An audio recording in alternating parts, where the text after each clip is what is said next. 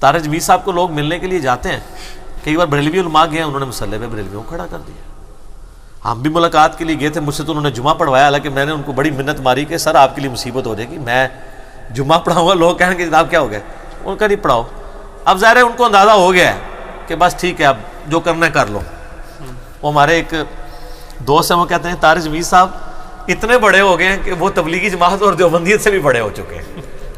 تو اب دیوبندیت اور تبلیغی جماعت کو ان کی ضرورت ہے، طارق جمیل صاحب کو تبلیغی جماعت یا دیوبندیت کی ضرورت نہیں ہے. اور یہ ان کا اخلاص ہے کہ اللہ تعالیٰ نے ان کو اس عاجزی کی وجہ سے اس عروج تک پہنچایا ماشاء اللہ تعالیٰ. تو میرا خیال ہے اب دیوبندیوں کو بھی ہمت کرنی چاہیے کہ وہ ایک گڈ جیسچر دیں اور اس طریقے سے نماز پڑھوائیں، اور صرف ان سے نہیں باقی لوگوں کو بھی چاہیے کہ وہ کریں. اور یہ میں آپ کو بتاؤں پیسہ لگائیں تو یہ کرتے ہیں سب کچھ. آپ دیکھیں کئی دیوبندی مولانا ہیں جو کہتے ہیں جی بریلوی مشرک ہیں، ان کے پیچھے ان کی تو اپنی نماز نہیں ہو رہی، ہماری ان کے پیچھے کیسے ہوگی. جب رمضان نشیات میں ان کو بلایا جاتا ہے وہ بریلویوں کے پیچھے، انہی بریلوی مولویوں کے پیچھے نماز پڑھ رہے ہوتے ہیں. پیسہ لگا دینا آپ تو سب کے پیچھے نماز ہو جاتی ہے. اسی لیے میں کہتا ہوں نا کہ کوئی بندہ رفع الاجدین کا دشمن ہو، آپ اس کے کان میں کہیں گے سعودیہ سے ویزا ہے، پاکستانی 1.5 لاکھ روپے تنخواہ ہے، لیکن آپ کو پتہ ہے وہ سعودیہ والے رفع الاجدین کرتے ہیں، آپ کو رفع الاجدین کرنا پڑے گا. وہ کہیں گے ہاں جی کیوں نہیں، یہ بھی ثابت ہے. جو بخاری مسلم کی درجنوں حدیثیں بالکل سیدھی اسٹریٹ فارورڈ رفع الاجدین ثابت نہیں کر سکتی، وہ ایک سعودیہ کا ٹکٹ کر سکتا ہے.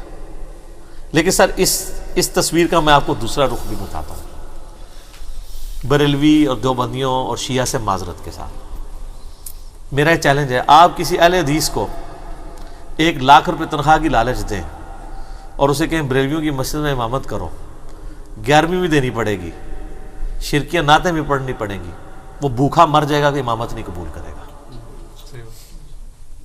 یہ فرق ہے سر.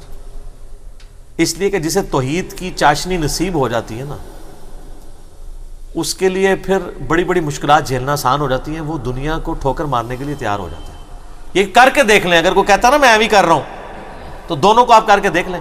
کتنے حنفی ہیں پاکستان کے جو سعودیہ کی مسجدوں میں امامت کروا رہے ہیں، ہم پرسنلی کتنے لوگوں کو جانتے ہیں، صرف ویزا لگا ہوا ہے، گئے ہوئے ہیں. اور یہاں انہوں نے کتابوں میں محمد الوہاب صاحب کو شیطان کا سینگ ڈکلیئر کیا ہوا ہے المہند المفند کے اندر، کیونکہ در مختار میں ہو گیا ہوا ہے، رد المختار میں، فتاوی شامی میں. تو اب یہ دیوبندی بریلوی تو جان نہیں چھڑا سکتے کہ ان کے بزرگوں نے، پیر میل شاہ صاحب نے بھی محمد الوہاب صاحب کو شیطان کا ایجنٹ ڈکلیئر کیا ہوا ہے. آج یہ لوگ کس منہ سے جا کے تو سعودیہ والوں کو کے پیچھے نماز پڑھتے ہیں اور ان سے چندے لیتے ہیں. آپ کو پتا ہے سعودیہ نے صرف چندے دے کے اہل حدیث کی مسجدیں نہیں بنوائی ہیں، پاکستان میں کئی دیوبندیوں اور بریلویوں کی مسجدیں بھی سعودیہ کے چندے پہ بنی ہوئی ہیں. کوئی وہ عربی پیسہ دے دیتے ہیں کہ چلو یار مسجد کے لیے دے دیں، وہاں جا کے یہ سب کچھ کرنے کے لیے تیار ہو جاتے ہیں. جیسے یہ ایئرپورٹ پہ اترتے ہیں تو کہتے ہیں رفع الاجدین منسوخ ہو چکا ہے. اور مزے کی بات دیکھیں، جہاں سے آیا تھا ان کو آج تک نہیں بیچاروں کو پتہ چلا منسوخ ہو گیا. اور جو ہندوؤں کی اولاد ہیں، سکھوں کی اولاد ہیں، یہ ادھر بعد میں کلمہ پڑھا ہے نا، کوئی سوائے سیدوں کے کوئی کہہ سکتا ہے کہ میں مسلمانوں کی اولاد ہوں؟ بعد میں ہی مسلمان اسلام آیا نا یہاں پہ. ہاں عرب کے لوگ کہہ سکتے ہیں کہ صحابہ کی اولاد ہیں، یا سید جو ہیں وہ کہہ سکتے ہیں کہ ہم یعنی ہمارے پرکھوں میں کوئی بھی کافر نہیں ہے، اور تو کوئی دعویٰ نہیں کر سکتا. ہندوؤں کی اولادیں، ایک غریب اتو بدتمیز ہندوؤں کی اولادیں کہتی ہیں رفع الاجدین منسوخ ہو گیا. ٹھیک ہے.